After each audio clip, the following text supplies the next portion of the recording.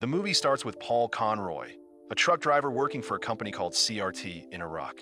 He suddenly wakes up and realizes he is trapped inside a coffin, tied up and buried alive. Panic sets in as he lights a lighter, his only source of light in the darkness. After struggling for a while, Paul notices a nail and uses it to free his hands. Desperate, he pushes against the coffin with all his strength, trying to break it open, but nothing works. Exhausted, he finally gives up and lies still. Just then, a cell phone suddenly begins to ring. Startled, Paul picks it up after the call disconnects but cannot understand the language. He tries to remember the security contact number his company gave him, but his mind goes blank. Hoping to find something useful, he checks his wallet, only to find it completely empty. Paul dials 911 and tells the dispatcher about his situation, explaining that his convoy was attacked and the rest of his crew was shot. But when he mentions he is buried in Iraq, the dispatcher tells him he has reached a 911 unit in Youngstown, Ohio. Realizing this will not help, Paul quickly hangs up and calls his home number, but it goes straight to voicemail. He leaves a message for his wife, Linda, asking her to contact the National Guard or the Pentagon so they can find him. He then calls Linda's phone, but it again goes to voicemail. Struggling to breathe, he tells her he is buried somewhere in Diyala province, Bakuba, in Iraq, and begs her to save him. After that, Paul calls the FBI helpline and insists on being connected to the Chicago office. He is given a number, which he quickly notes down. Moments later, he gets in touch with FBI Officer Harris, who starts questioning him about what happened. Paul explains that he works for CRT in Iraq and their convoy was attacked. At first, a group of kids threw rocks at them, and then armed men suddenly appeared from behind a house and shot his colleagues. The next thing he remembers is waking up inside the coffin. Harris does not offer much help and instead asks for Paul's social security number. Frustrated and desperate, Paul snaps at him, begging for help. Suddenly, the call drops and Paul realizes the phone has lost signal. He shifts around and finally manages to get a connection again. He quickly dials the CRT number and informs the operator about his situation. She asks him to provide his safety number, but he tells her he has lost it. The call is then forwarded to the director of personnel, Alan. Paul leaves a message explaining the attack on his convoy and how he is now buried alive inside a coffin. Panic takes over as he starts screaming and crying, losing control inside the tight, suffocating space. Suddenly, an idea clicks in Paul's mind. He checks the number he received a missed call from and writes it down, hoping it might lead to help. When he calls it, an Iraqi man answers and reveals that he is the one who buried Paul alive. The man demands $5 million and tells Paul to contact the embassy to arrange the money, or he will die inside the coffin. He gives him only a few hours. With no other choice, Paul reaches out to Hastings, Michigan Help Service, and gets the number of Linda's friend, Donna. He calls her and asks for the State Department number. Donna finds him rude and hangs up, refusing to help. Although Paul gets angry, he calms himself and calls her again. This time, he tells her he might die and begs her to give him the number. Moved by his situation, Donna finally agrees and helps him. Paul then contacts the State Department, and his call is forwarded to Rebecca, who already knows about his situation because CRT has informed her. Paul tells her about the kidnapper's demand and begs her to pay the money, but she refuses, saying it is against U.S. government policy to negotiate with terrorists. Frustrated, Paul threatens to go to the news, but Rebecca argues back and reminds him they are running out of time. She then connects him with Dan Brenner, the commander of the hostage rescue team working in Iraq. Dan asks Paul to stay calm and assures him that they are already trying to find him. He tells Paul to look around for any sign or marking that might show where the coffin was made. Paul then asks about his crew and is shocked to learn that no one else survived. Just then, Paul receives another call from his kidnapper. Paul begs the man to let him out, but the insurgent blames him and America for destroying his country and his family, saying even 9/11 and Saddam were not his fault.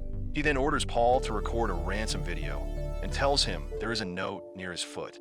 Paul argues that no one will pay $5 million for him, so the man lowers the demand to $1 million. Paul reaches for the note and reads it. He then contacts Dan and shares the kidnapper's number along with the demand to record a ransom video. Dan is relieved to have the number, but he tells Paul not to make the video because they do not want the situation to gain international attention.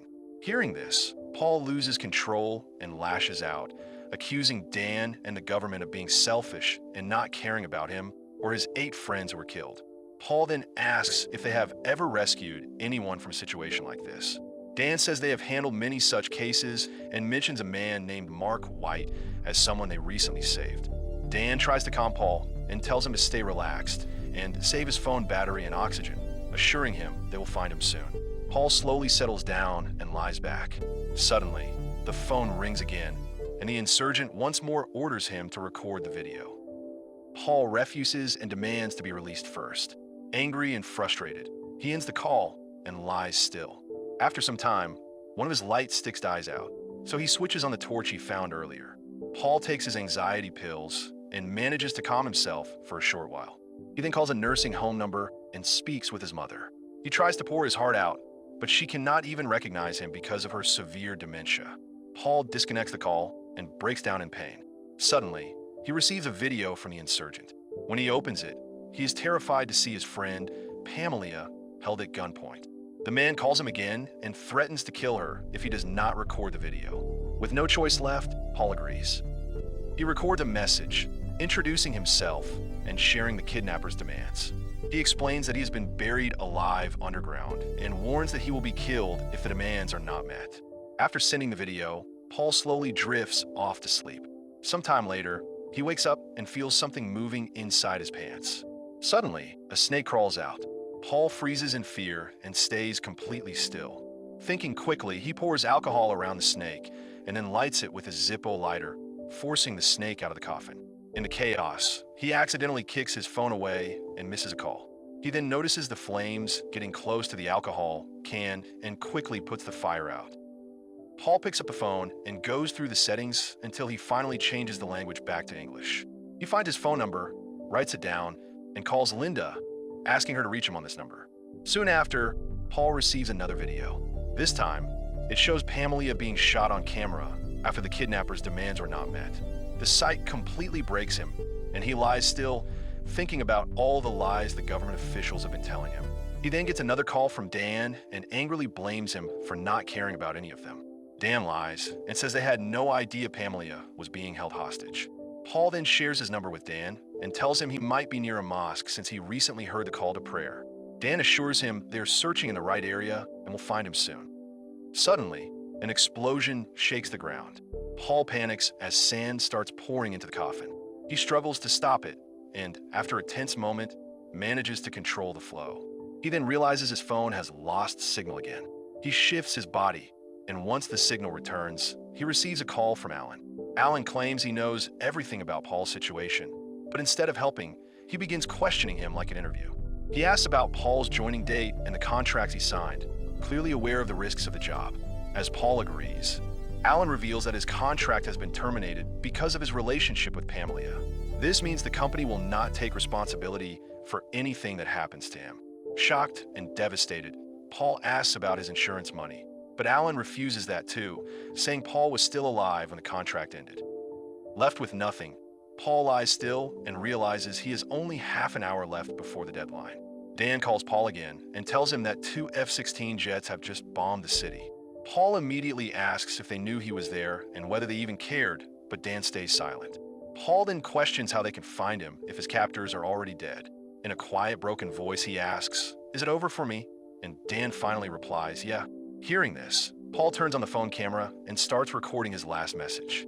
He says he wishes he had listened to Linda and leaves her whatever money he has left, including his annuity. When he talks about his son, his voice breaks, and he wishes he could have left more for him. He stops the recording and watches as his Zippo lighter slowly runs out of fuel. Suddenly, the insurgent calls again, revealing that he is still alive. Angry, he demands the money and orders Paul to cut off his finger and send a video as proof. Paul begs him to let him out first, but the man instead reveals Paul's home address and threatens to kill his family if he does not obey. At first, Paul thinks it is a bluff, but then the insurgent mentions the exact location of his wife and son. Terrified, Paul ends the call and quickly contacts Linda, urging her to leave the house and go somewhere safe. As sand starts leaking in again, Paul struggles to hold it back. In the middle of it all, he calls Dan and leaves a message, warning him that the kidnapper is still alive. With no other option left, Paul fixes the phone in the sand and records a video of himself cutting his finger. He sends the video, stops the bleeding, and lies there helpless, waiting for his death. As he waits, he starts imagining being rescued, but a call from Dan pulls him back to reality. Dan shares what sounds like good news, saying they have captured an insurgent who knows where an American has been buried. Paul desperately begs him to hurry, as sand is pouring in and he cannot hold on much longer. Dan tells him to stay strong for just 3 more minutes. Suddenly, Paul receives a call from Linda. She is crying and begs him to come back home. Trying to comfort her, Paul says that the rescue team is on the way and that he will be home soon. After the call ends, Dan tells Paul that they have arrived and can see the coffin. But Paul cannot see or hear anything around him, and he begs them to get him out. Moments later, Dan goes silent. When he finally speaks again, he apologizes and reveals the truth. The insurgent led them to Mark White, not Paul.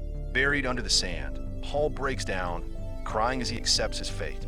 And with that, the movie comes to an end.